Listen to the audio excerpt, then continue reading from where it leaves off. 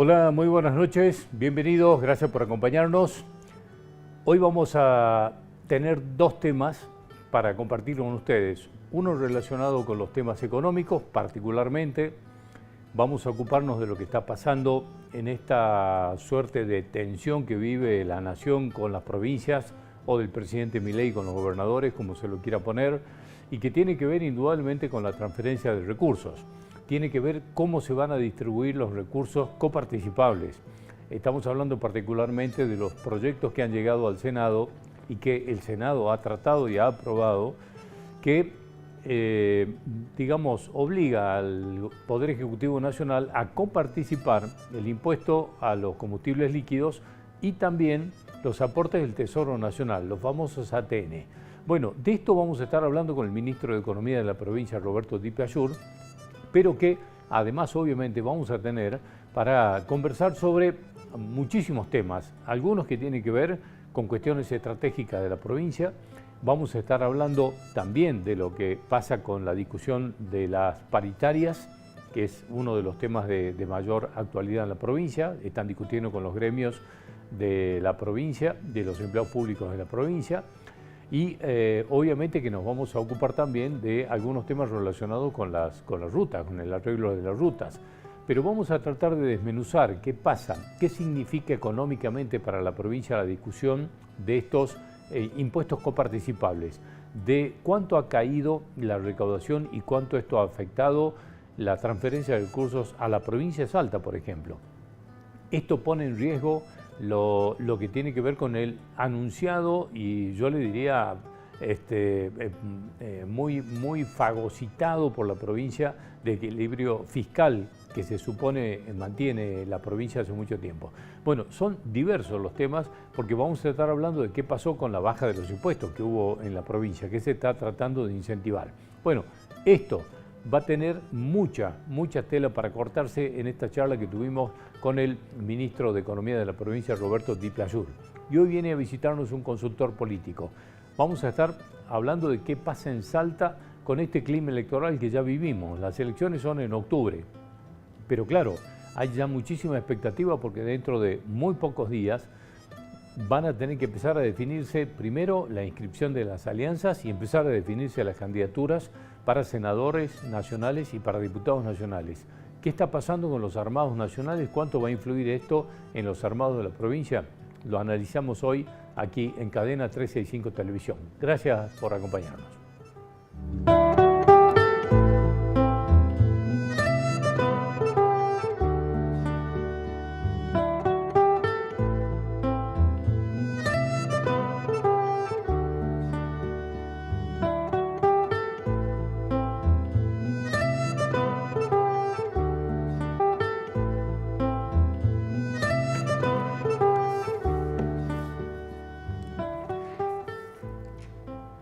Bueno, yo le diría que en el momento más álgido de esta tensión que vive el gobierno nacional con las provincias o con los gobernadores particularmente, después de lo que ha ocurrido en la Cámara de Senadores, donde se han aprobado dos proyectos impulsados por los mandatarios provinciales que tienen que ver con la distribución de los recursos. Todos sabemos que el gobierno nacional desde hace ya un tiempo largo, casi desde el momento que asumió, decidió que las rutas no se van a arreglar, o por lo menos no se están arreglando. Lo de vialidad incluso está anunciada que va a ser cerrado y se va a disolver como organismo. Entonces queda aquí un vacío de qué va a pasar con las rutas. Este es un tema y a partir de esto los gobernadores, cuando el gobierno nacional anunció que no va a haber más viviendas construidas por el Estado por lo menos, que no va a haber más subsidios al transporte, que no va a haber arreglo de rutas, etcétera, etcétera, los gobernadores dicen, bueno, pero acá hay impuestos que estamos pagándolos en todo el país para esto. Así que bueno, vamos a preguntarle de estos proyectos, ¿qué significan económicamente para la nación? ¿Esto pone en riesgo el equilibrio fiscal de la nación? ¿Esto pone en riesgo la transferencia de recursos a las provincias? ¿Qué significa en plata?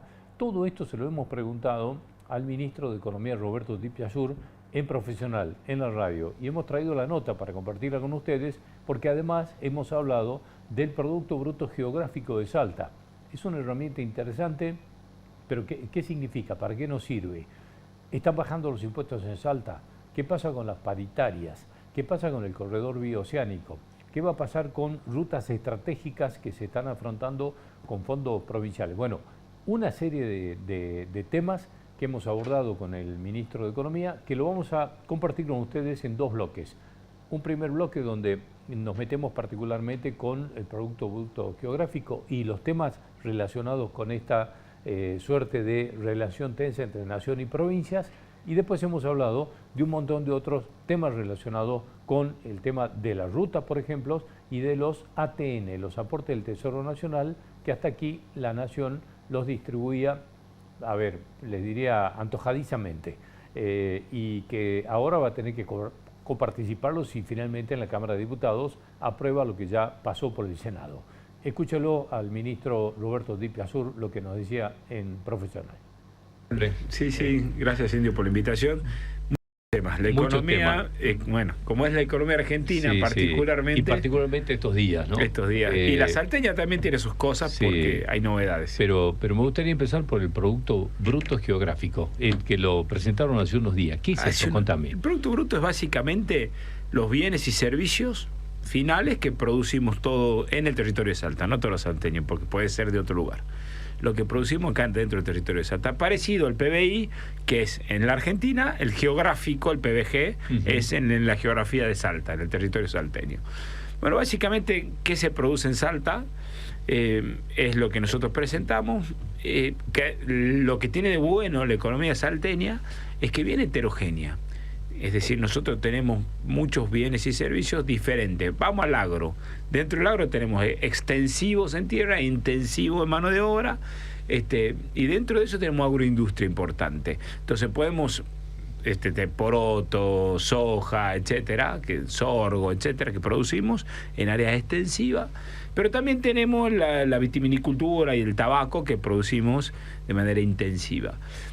Además de eso, tenemos ganadería importante y cada vez va creciendo más, y está creciendo la ganadería porcina, ¿no? Entonces, cuando uno suma industria, agroindustria y agricultura en general, suman entre esas áreas el 20% de la economía.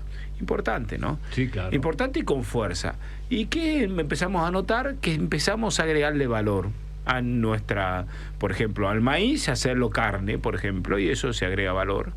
También encontramos la generación de energía de distinto tipo, y además la energía fruto de la caña de azúcar, que también estamos generando acá, y otros valores más que le van dando fuerza a lo que es agroindustria, industria de energía en la provincia, y te voy generando más sectores, ¿no? Que normalmente no los conversamos, pero que vienen con alguna fuerza. Luego de eso, lógicamente, está la parte del comercio, que la conocemos bien, y de los servicios, que la conocemos bien, pero dentro del comercio y servicio vemos que el servicio también viene tomando fuerza y llega al 10% del Producto Bruto. Ahí también tenemos cuestiones que, como los dentro de los servicios, ¿qué creció? Hay servicios, los servicios profesionales, ahí iba, por ejemplo. Y los salteños vendemos bastantes servicios profesionales. Y además de eso, dentro de la economía del conocimiento, ¿viste? Hace poquito se instaló Accenture acá, por ejemplo. Sí. Accenture es una consultora muy importante internacional, ya tomó 125 profesionales nuestros, entre profesionales y otros no profesionales, pero básicamente orientado a ellos, y ya exportamos servicios de ese tipo a distintos lugares del mundo. ¿Y qué condiciones encontraron en Salta para instalarse? Buenas condiciones, la conectividad es fundamental. Salta es una provincia muy conectada, está en el norte, tiene actividades vinculadas que demandan mucho, minería, ¿no? Una empresa grande minera que vino con ellos también, pero ellos quieren exportar los servicios desde Salta. El clima de negocio que hay acá, dentro del norte, somos una provincia bien conectada en la parte aérea, pero también somos la provincia que tiene 3 países limítrofes, y bueno, y hay un ecosistema fundamental. Tenés 3 universidades, tenés un sistema de investigadores, tenés profesionales, porque ellos vienen a buscar profesionales y hay acá, y eso está muy bueno. Con lo cual, de ese tipo de cosas también viene creciendo.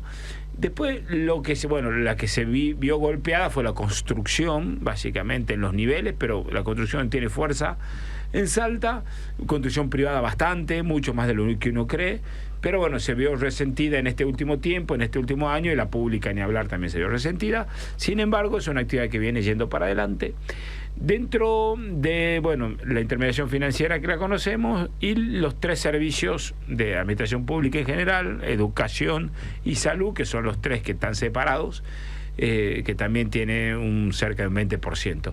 Bueno, básicamente los sectores más destacados del PBG. Lo que vamos a hacer ahora, minas y canteras, donde está la parte de la parte de combustibles, ¿no?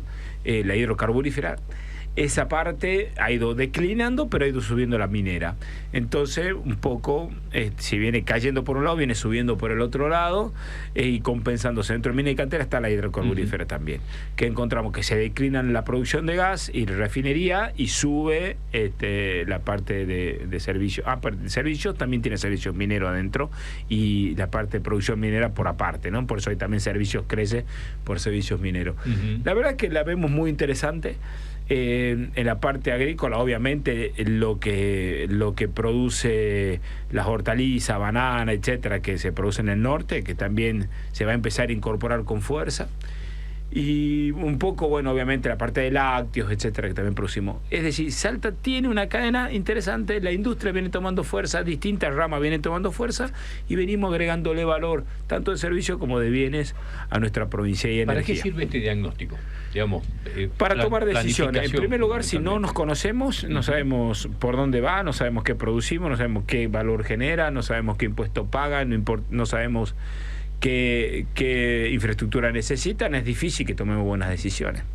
En primer lugar, conocernos para tomar buenas decisiones en ese sentido, y a partir de ahí para planificar y para entender cada una de las ramas de la economía.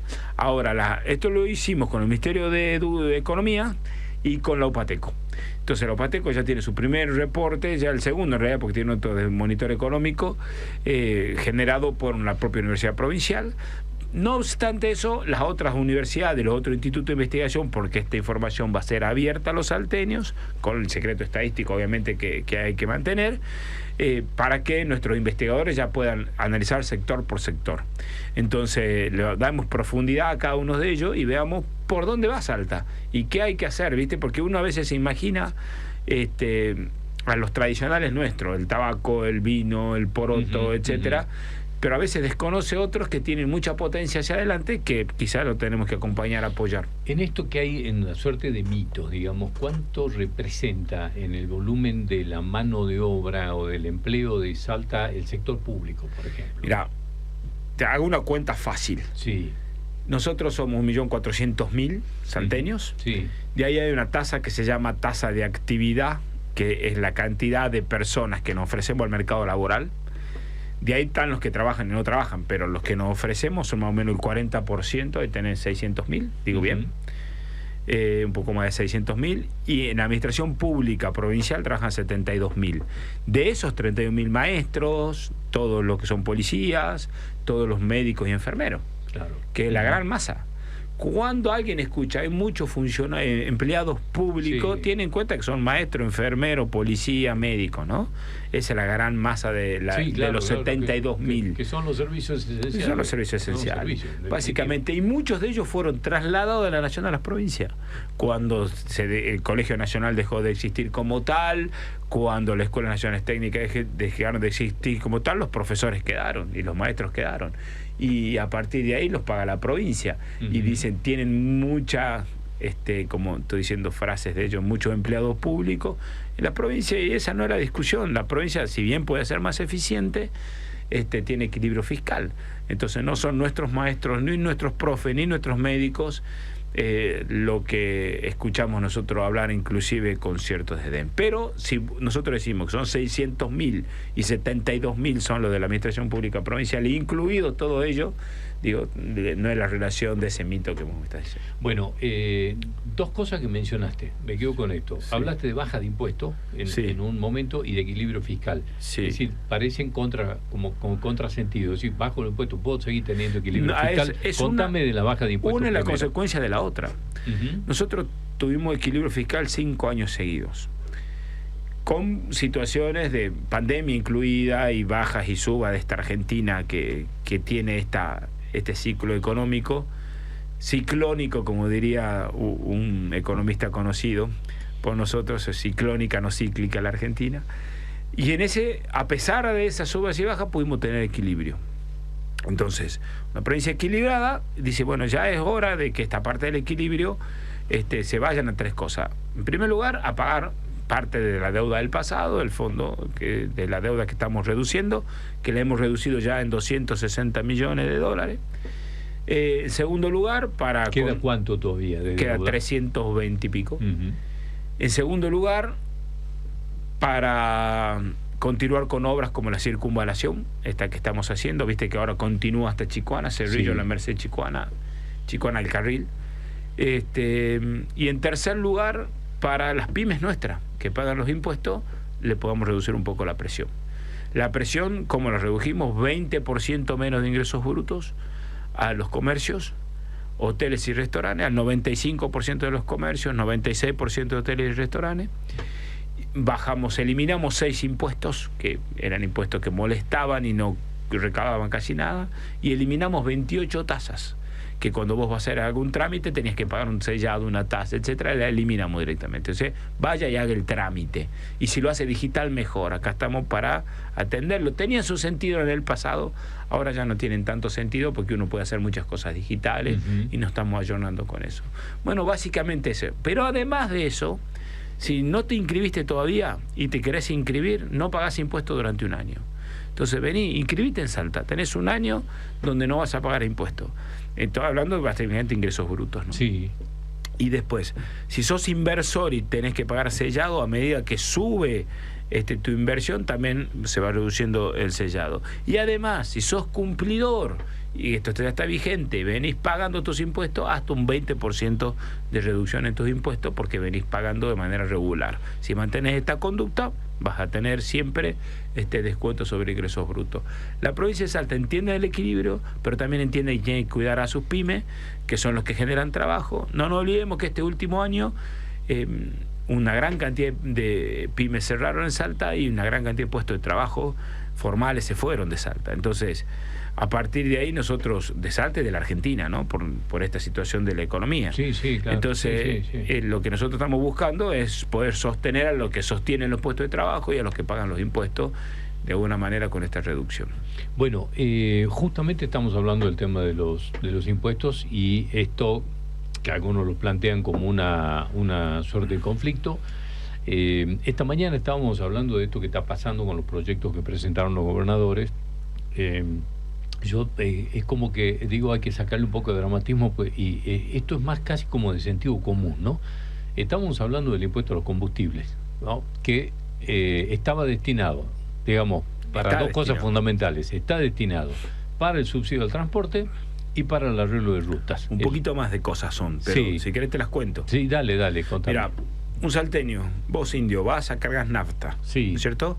La mitad de tu litro de nafta, la mitad de ese precio, va destinado a 28% al ANSES, jubilaciones y pensiones, 10% al Tesoro Nacional, 10% al Tesoro Provincial, el resto de ello va destinado vivienda, va destinado agua y saneamiento, infraestructura hídrica y subsidio al transporte, ¿no? Básicamente, son los rubros, no sé si me estoy olvidando alguno, que los tiene que transferir la Nación para todas las provincias. Entonces nosotros estamos diciéndole, y las rutas, y el arreglo de las rutas, ahí estaba el quinto. Entonces, si Nación no lo va a hacer, no lo va a entregar como corresponde, los gobernadores lo único que le están diciendo, quédate con que ANSES se quede con la parte que corresponde, vos te quedás con la parte y la otra es coparticipar inmediatamente. Digo, no rompe equilibrio fiscal, porque eso tiene asignación específica. Bueno, esa era la pregunta que te iba a hacer, porque el gobierno habla de que esto, digamos, es una suerte de atentado al equilibrio fiscal. No, es que no es de ello. Déficit, no es de ello, no es de libre disponibilidad. Pero sí es una plata que ya está. Ya está y no es de libre disponibilidad. Es importante entender el concepto de libre disponibilidad, es que yo puedo decidir a dónde va a ir. Cuando la ley te marca a dónde va a ir, no es de libre disponibilidad. Yo tengo que enviarla ahí, sí o sí, porque a mí me marca la ley. Digo, cuando nos tocan las provincias nosotros recibimos un recurso que tiene un destino determinado, yo tengo que recibir ese recurso y trasladárselo. Es como cuando descontamos algo del sueldo. Entonces, yo le descuento a usted algo del sueldo que me dice, mándele a Arca esto para ganancia, mándele esto a IPS para el seguro de salud, mándele esto a cualquier otro descuento que nosotros tengamos que hacer que esté hecho por ley. Yo no me puedo quedar con ese, no es de libre disponibilidad. Entonces lo que le están diciendo los gobernadores, te estás quedando con algo que es de las provincias argentinas, porque todos los argentinos hicimos un acuerdo, cargo nafta y pago el doble, ¿por qué? Para que hagan esto. Si no, pagaría la mitad de precio. No claro. tengo por qué está pagando algo más. Ahora, sí diría, lo único que es de libre disponibilidad de nación es el 10%. Y ese 10 y el otro 10 debería ir para provincia. Pero, por ejemplo, ANSES y que dice, no se lo están quitando. Claro. A la nación a través de estos no se lo estamos quitando. quitando, no, para nada, para nada. Lo único que se le está diciendo, si no lo va a distribuir de esta manera, porque vos crees que no tenés que hacer la ruta, no tenés que subsidiar el transporte, etcétera, transferir los recursos. Bueno, es lo que yo decía esta mañana, es casi de sentido común. Vamos, si nosotros cada vez que cargamos combustible le estamos dejando la plata para que construyan vivienda, arregle la ruta y subsidie el transporte, y el gobierno dice, no voy a construir vivienda, no voy a arreglar la ruta y no voy a subsidiar el transporte. Haga cloaca y haga obras de luz. Bueno, entonces, no sé, mándame la plata porque alguien tiene que arreglar la ruta, alguien tiene que hacer la vivienda y alguien... Bueno, es así de Te voy a decir otra cosa, digamos. Eso tiene asignación específica, pero además de eso, cada 100 pesos que recauda el sistema, 70 se lo queda a la nación. Ahora, ¿por qué se queda 70? Porque tiene que cumplir con algunas funciones, porque, a ver, entendamos, no es pelea contra este gobierno, esto lo hicimos contra todo otras posiciones centralistas que tuvo la Argentina en el pasado también.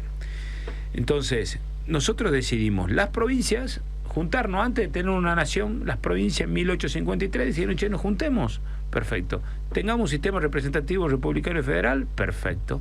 Bueno, ¿y para qué nos vamos a juntar? Mirá, necesitamos defensa, listo, ejército, gendarmería, vamos ahora a gendarmería, policía federal, justicia federal, población sana y educada, listo, colegios nacionales, escuelas nacionales de maestros, escuelas nacionales técnicas, etcétera, hospitales como el Garrahan en todo el territorio nacional, perfecto, cada uno con su especificidad, rutas o obras estratégicas para el desarrollo, rutas, trenes, etcétera, vamos para adelante. Represas, energía, agua. Para eso juntamos entre todos los recursos y dijimos, bueno, de esto se va a encargar la nación. Una parte se van a encargar las provincias. ¿Con qué? Con esto, una parte de estos impuestos, de rutas provinciales, de la educación restante, etcétera. Y otra parte se van a encargar los municipios. Así dividimos los recursos. Ahora, si yo me quito las funciones porque no las quiero más, ¿por qué te quedas con el 70% de los recursos? Entonces ahí viene otra discusión. ¿En serio vamos a distribuir la plata nuestra y vos te vas a quedar con la plata y no con la función? ¿En serio no vas a hacer la ruta? ¿No vas a tener encargar de los hospitales? ¿No te va a encargar de situaciones como lo oncológico? ¿No te va a encargar del dengue? ¿No te va a encargar de la cuestión educativa, de las nuevas escuelas, de la nueva estrategia educativa, de la formación de los docentes, del incentivo docente, etcétera? ¿No te vas a encargar de eso? ¿Por qué te quedas con el 70%? Si antes te dábamos el 70% para eso. Y hay ley de financiamiento educativo, ley que crea el Instituto Nacional de Educación Tecnológica, ley que crea el INTI, ley que... ¿no? Las leyes establecen para qué son. Ahora, si hay que volver a rediscutir, hay que volver a rediscutir tanto los ingresos como las funciones, ¿no? Ahora, acá hay, no sé si una suerte de confesión de parte, porque esa plata que tiene que ser distribuida y que tiene destino específico, como vos aclarabas, si el gobierno dice, esto me va a romper el equilibrio fiscal y con esto descuidamos el superávit, quiere decir que es un superávit que está sostenido con una plata que no es la que tiene que sujetar un superávit. No sé si... Sí, te explicas perfectamente. Lo entiendo también el gobierno nacional, porque nosotros queremos equilibrio fiscal y en Salta lo tenemos. Hace 5 años y medio. Ahora, pero decir esto, tienen un problema importante también, porque obviamente... Analicemos dónde están los gastos nacionales. El más grande de todos son jubilaciones y pensiones. Ese es el gasto más grande. Segundo, los subsidios, los servicios, ¿no? Que el segundo.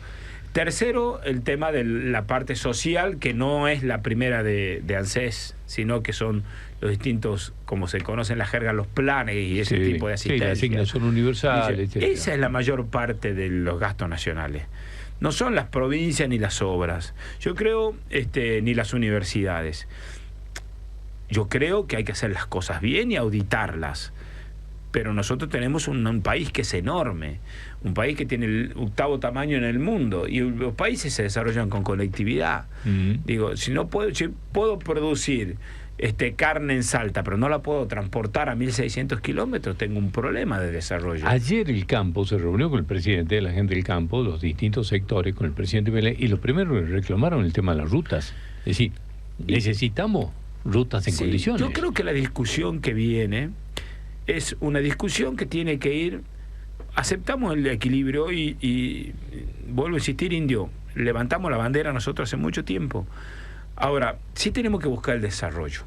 Tenemos que meter un poquito heterodoxos ahora, ¿no? Heterodoxo quiere decir que la ortodoxia, ¿qué te dice? Reducir gasto, apretar tanto, que bajase el consumo, bajar la actividad, ¿viste? Y bajar todo tipo de inversiones. Ese es como primer tema. En segundo lugar, nosotros decimos, pero no te olvides del crecimiento. Llega un momento donde la estabilidad está bien, y a mí me parece bien bajar la inflación, y a mí me parece muy bien el equilibrio. Ahora tenemos que empezar con una agenda de desarrollo.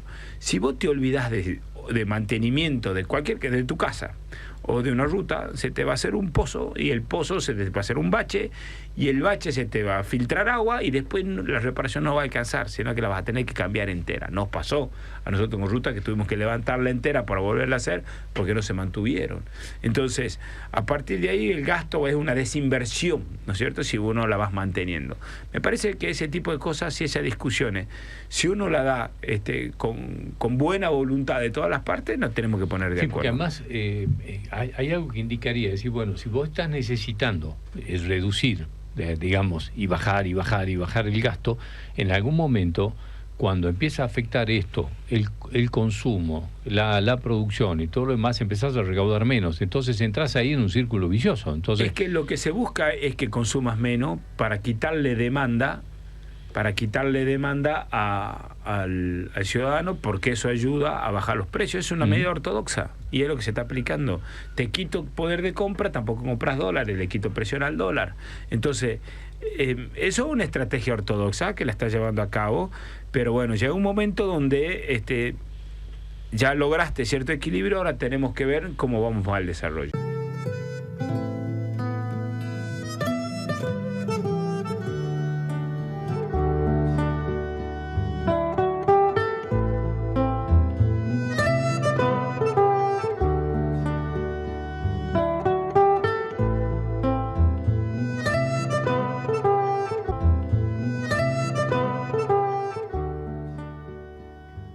Bueno, en este segundo bloque de la charla con el ministro Deep Yashur, le hemos preguntado concretamente sobre los aportes del Tesoro de la Nación. Le hemos preguntado de paso por el tema de la caída de la recaudación y si esto va a influir y cómo están manejando este tema en la negociación paritaria con los gremios estatales en la provincia de Salta. ¿Y cuánto puede influir esto que está pasando en esta tensión y en la aprobación o no que pueda haber en la Cámara de Diputados de los proyectos para coparticipar tanto los aportes del Tesoro de la Nación como los impuestos a los combustibles líquidos? ¿Cuánto puede influir en el tema de las rutas, que es un tema de gran discusión en estos últimos días? Y le hemos preguntado sobre todos estos temas y nos contestó lo siguiente. Nosotros tenemos un conjunto de bienes, de impuestos que se dividen entre la nación provincia y otros que se los queda solo a la nación y otros que son típicos de las provincias.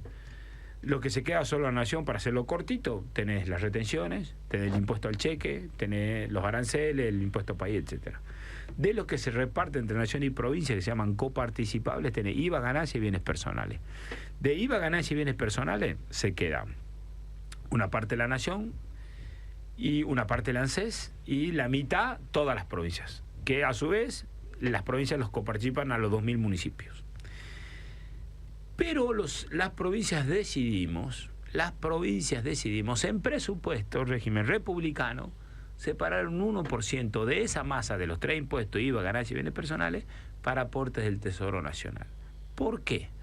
Porque tenés un país grande Y siempre en un año, en un país tan enorme como el nuestro, tenés un volcán que tira ceniza, un Bahía Blanca que se te inunda, un Córdoba que se te incendia, y un Corriente que se te inunda, y un norte que tiene dengue. Entonces, a partir de ahí, los ATN vienen justamente a salir con una situación de emergencia fáciles, discrecionales por esas situaciones, porque vos cuando lo pedís tenés que decir, tengo una emergencia sociosanitaria, tengo una cuestión de dengue, tengo una inundación, y cuando uno hace el pedido al Ministerio del Interior, Secretaría del Interior hoy, le tiene que explicar por qué.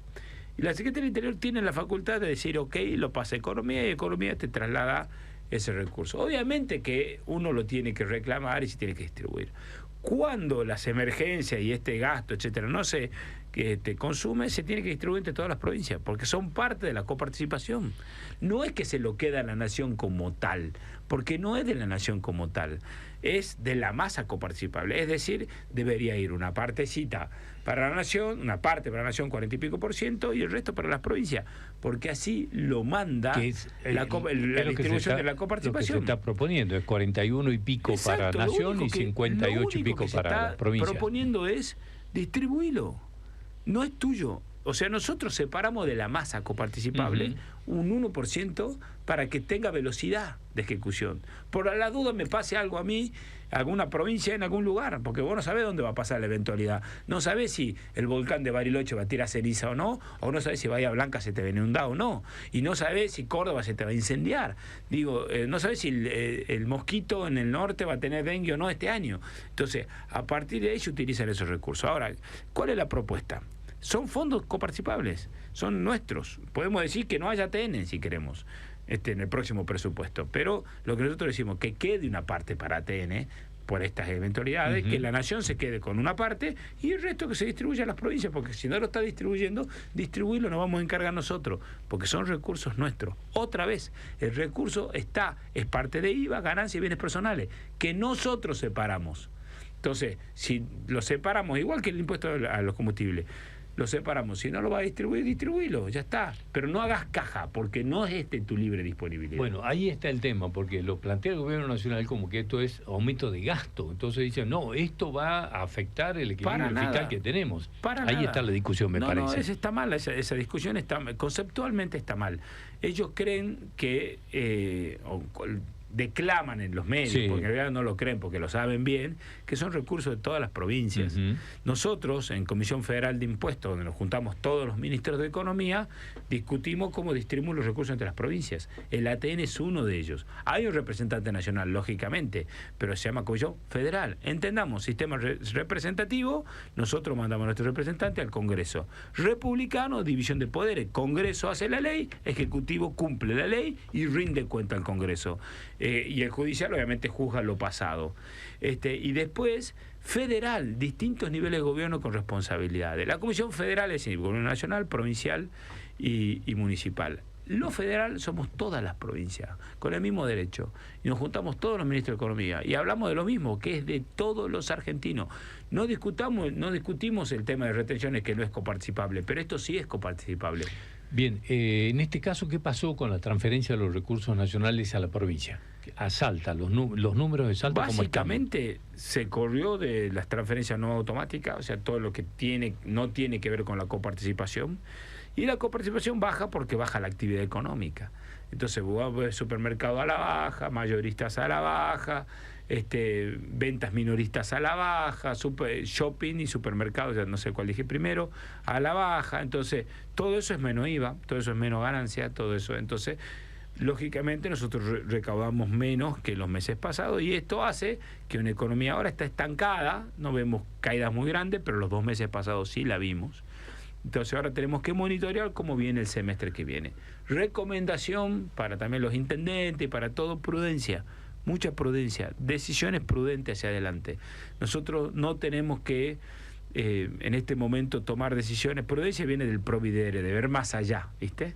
Entonces, decisiones prudentes, de que si ahora gastamos de más, después no vamos a tener cómo solucionar el problema de mayor gasto, porque mayores ingresos no vemos que aparezcan. Entonces, puede ir levemente recuperando, por lo menos haciendo pie, que es lo que vamos a evaluar. Tuvimos alguna sensación de que hicimos pie, empezamos a crecer hacia arriba, pero en abril, mayo, y no han sido buenos meses, entonces ahora estemos mirando de manera prudente. Nos cayó un mes 18% y otro mes 8%, y ahora vemos que estamos más o menos estables con lo que venimos pronosticando. ¿Esto lo entendieron los gremios en la negociación de paritarias? Estamos hablando con ellos. Obviamente entendamos que acá son varios sectores.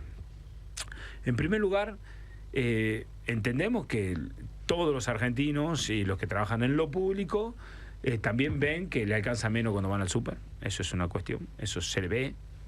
Todos los argentinos le está pasando lo mismo.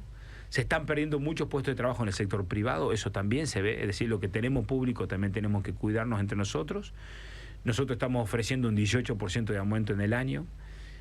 Pero además de eso, estamos viendo cuestiones sectoriales que tienen que ver con la jerarquización, básicamente supervisores, directores, vicedirectores, etcétera. Asistencia crítica en la parte de salud, transporte en todos los sectores. Es decir, estamos viendo y analizando otras cuestiones además del porcentaje.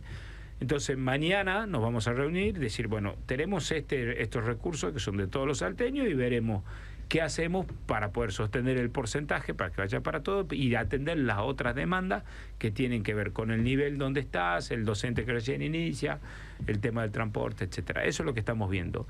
Y lógicamente una decisión colectiva, no es solamente una decisión de gremio ministro de Economía, sino que hay que ver que también los hospitales piden más recursos, la policía pide más recursos, los patrulleros piden más recursos, los sueldos piden más recursos, y tenemos una sola cantidad de recursos que son de todos los salteños. Yo creo que vamos a llegar, obviamente, a ponernos de acuerdo.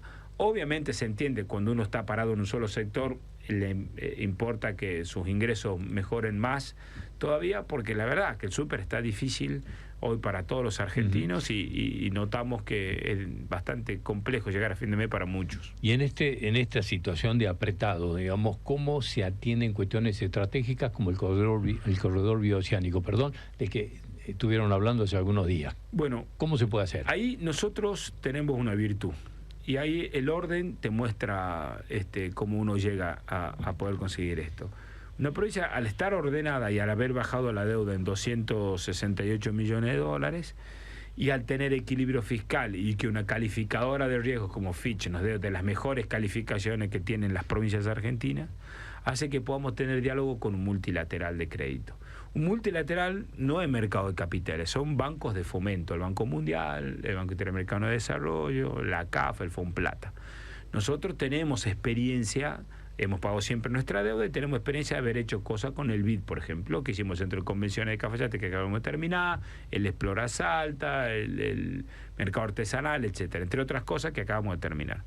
Ahora estamos haciendo el San Bernardo con Fonplata, esto que son créditos de fomento que te dan un periodo de gracia de 4 o 5 años y 15 años para pagarla con tasas de fomento.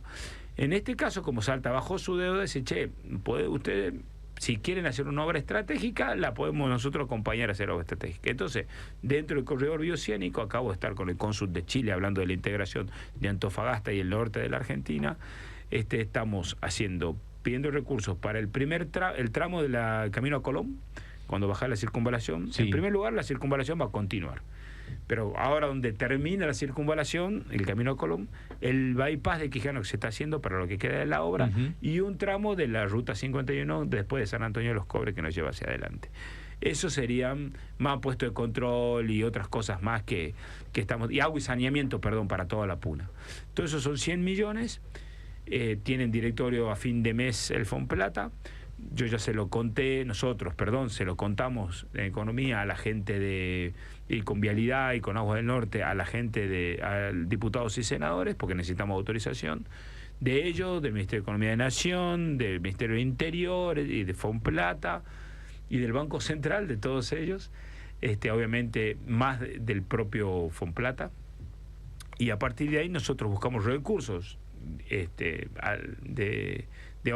financiamiento de obras estratégicas con un multilateral. Esto no es la diaria de nosotros, sino que son recursos básicamente para hacer estas obras. Y de una aclaración, estos 100 millones no llegan a la provincia en billetes, así como uno se imagina, y qué van a hacer con esto, sino que te pagan el certificado de la obra.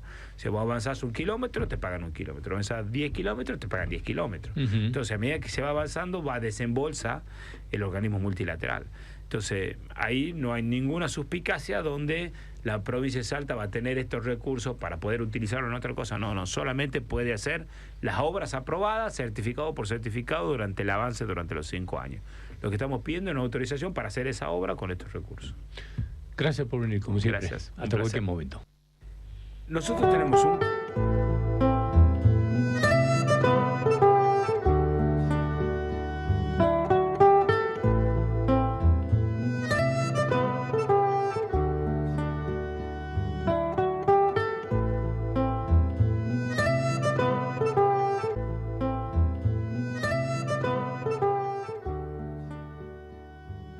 Bueno, estamos en un tiempo electoral ya sin lugar a dudas. Estamos a no un tiempo muy largo de que se conformen los frentes electorales. Va a vencer el primer plazo del cronograma. Después van a venir las candidaturas y no estamos muy lejos de que inicie formalmente y el tiempo electoral empiece, digamos, con mayor efervescencia. Algunas cosas se van definiendo, por lo menos hasta hoy. En La Libertad Avanza, tiene como un candidato confirmado, o por lo menos autoproclamado, que es el mismo Alfredo Olmedo, que se ha encaramado en la candidatura a senador nacional de La Libertad Avanza con un respaldo de Karina Milei a través de uno de los operadores políticos que se llama Lule Menem. Bueno, esto parece estar definido dentro de La Libertad Avanza, pero queremos ver de ahí qué deriva y qué ha pasado dentro de La Libertad Avanza con esto, porque hay mucho ruido interno. Entonces lo hemos invitado a Pedro Butazzoni, de la consultora Droid, para que nos ayude a ver un poco este momento preelectoral candente, le diría yo. Pedro, gracias por venir como siempre. ¿Cómo estamos, Indio? ¿Todo muy bien? bien, Un muy placer. bien. Bueno, contame, ¿cómo has visto esto de Alfredo Olmedo? Fue una suerte de golpe inesperado para Emilio Orozco, me parece, fundamentalmente, Sí, ¿no? totalmente. Yo creo que primero hay que contextualizarlo en ese triángulo de hierro nacional que había, Milei, Karina Milei y Santiago Caputo, que se rompió, digamos, ese triángulo de hierro no existe más, ¿no? Karina Milei tiene sus fuerzas dentro del gobierno, principalmente Martín Menem en la Cámara de Diputados, Lule Menem como el principal operador, digo, dentro de ese sector, y del otro lado Santiago Caputo con las famosas fuerzas del cielo, ¿no? Olmedo responde a la carinista y Emilio Orozco responde a la fuerza del cielo. Digamos, se ha ido pegando en el último tiempo a esa famosa fuerza del cielo, a Santiago Caputo, al gordo Dan que vino a acompañarla en Salta, fue un poco parte de los que vinieron a Salta en ese momento, Sí. y Emilia fue como medio la estrella de esa campaña, a pesar de que no era candidata, fue un poco la estrella de esa campaña provincial, y me parece que ahí se empezó a generar ese quiebre, ¿no? Un quiebre nacional que se replica en lo provincial, porque cuando arriba se dividen, bueno, abajo hay tropa que responde a cada uno, y ahí hay que empezar a poner pesos, contrapesos, freno, ¿no? Y me parece que ahí el comunicado de Olmedo y su ronda de medios para decir yo soy el candidato a senador nacional y yo soy el jefe de La Libertad Avanza no es casual, ¿no? Es marcar el territorio y decir el que maneja La Libertad Avanza, acá es más soy yo. una definición, un anuncio de Karina Romero, de Karina Milei, que le está diciendo a Santiago Caputo, aquí la jefa soy yo. La jefa soy yo, lo electoral lo manejo yo, lo corrieron a Santiago Caputo de todo el armado electoral en todo el país, cuando antes había como una cuestión compartida, ¿no? Karina Milei, Martín Menem, Lule Menem son los que se encargan del armado electoral y los que deciden lo que va a pasar con los candidatos en cada una de las provincias. Lo han corrido a Santiago Caputo y al correo a Santiago Caputo, Emilio Orozco ha quedado, si se quiere, relegada porque responde más a esa línea a nivel nacional, no tonta a la línea Karina. Me parece que hay un quiebre en Salta, que también es lógico porque después de una victoria, bueno, todos quieren ser parte y todos quieren encabezar y todos quieren ser candidatos, y más sabiendo que de alguna manera tener un poco la vaca atada, ¿no? Entonces van a empezar inevitablemente las disputas de poder y la disputa de liderazgo dentro del espacio, cada uno con sus argumentos, ¿no? Las encuestas muestran que La Libertad Avanza o podría terminar ganando, o si no, va a ser una muy buena elección en todos lados, incluido Salta, Por lo tanto, digamos, una candidatura al senador nacional hoy es un cheque en blanco ya firmado y te podés ir haciendo el traje sin ningún problema, eso es lo que siendo genera, candidato de la Libertad Avanza. Eso es lo que genera un poco también de presión y conflicto, ¿no? Porque todos saben que el que ocupa esa candidatura a senador nacional va a ser senador nacional, digamos. Posiblemente termine ganando, pero en el peor de los casos entrará por la minoría, ¿no? Entonces es un cargo que todos apetecen, y ser senador nacional no es lo mismo que ser diputado nacional, cambian totalmente, todo cambia, ¿no? Desde las relaciones, del poder que tenés en el Parlamento, desde lo que podés construir políticamente desde un lugar o del otro, ¿no? Entonces me parece que hoy el cargo que todos quieren dentro de la Libertad Avanza, y es normal que se genere esa presión desde dos costados, ¿no? Emilio Orozco tiene sus apoyos, tiene su sector dentro de la Libertad Avanza que le acompaña, y también a nivel nacional, ¿no? Todo lo que le dicen próxima gobernadora, son estas fuerzas del cielo, ¿no? Sí. Y Olmedo tiene lo suyo, lógico, es el fundador del espacio, el que lo ha financiado de la primera hora, que no es poca menor, cosa. no es poca Sí, claro. cosa, ¿no? Sí, el que lo sigue financiando también de alguna manera, ¿no? El que pone recursos, el que pone auto, el que pone helicóptero, el que pone todo para que la Libertad Avanza crezca. Entonces me parece que ahí hay una disputa de poder interna que por ahora se equilibra a favor de, o se desequilibra a favor de Olmedo, porque no es una película cerrada, ¿no? Porque acá hay, digamos, esta instancia. Primero, el mensaje de Olmedo es más un mensaje de Karina Milei a Santiago Caputo. El primer mensaje, digamos, que se hizo, queda Olmedo, digamos, beneficiado en este sentido. Y hay una tercera pata que era Juan Carlos Romero, que entraba, se suponía en discusión de si podía ser o no por su buena relación con Javier Milei. ¿Qué queda? ¿Qué pasa con Romero? No, todo indica que no va a pasar. En algún momento, si viene una película que no ha terminado, es muy difícil que Romero se termine siendo candidato a la Libertad Avanza. Digo, por lo que venimos viendo de cómo juega el carinismo dentro de la Libertad Avanza, ¿no? Santiago Caputo tenía, si se quiere, una visión más de armador político y de sumar, ¿no? de integrar otros sectores a los armados políticos de la Libertad Avanza en cada una de las provincias. El sector de Karina Milei y de los Menem es purismo puro, ¿no? Queremos con los nuestros, vamos a morir con lo propio, no necesitamos de otro. Digo.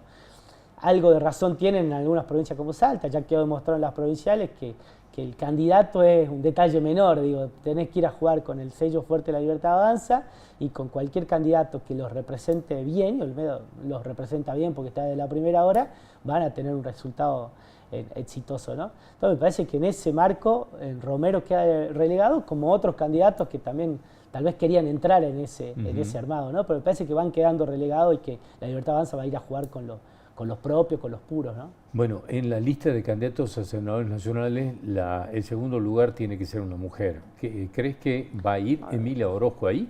Bueno, hay que ver. Porque ha quedado muy resentida, ¿no? Ha quedado resentida, hay que ver si se termina acordando algo ahí.